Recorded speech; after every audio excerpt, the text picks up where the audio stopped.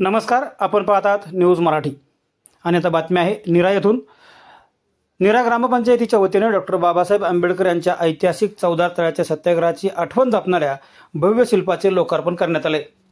हे शिल्प नीरा येथील पालखी तळासमोरील डॉक्टर बाबासाहेब आंबेडकर चौकात उभारण्यात आले असून याचा लोकार्पण सोहळा मोठ्या उत्साहात पार पडलाय।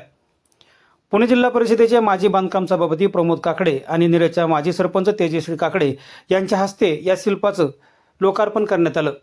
यावेळी अनेक मान्यवरांची उपस्थिती पाहायला मिळाली।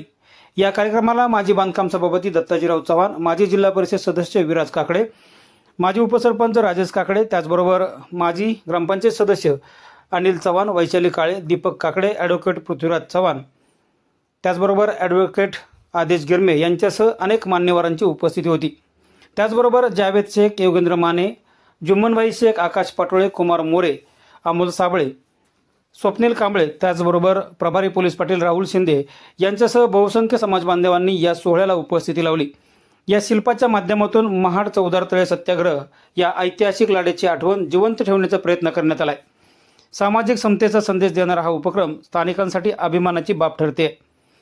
अशाच प्रकारचे व्हिडिओ आणि बातम्या पाहण्यासाठी आमचं न्यूज मराठी हे यूट्यूब चॅनल सबस्क्राईब करा आणि बेल आयकॉन दाबायला विसरू नका।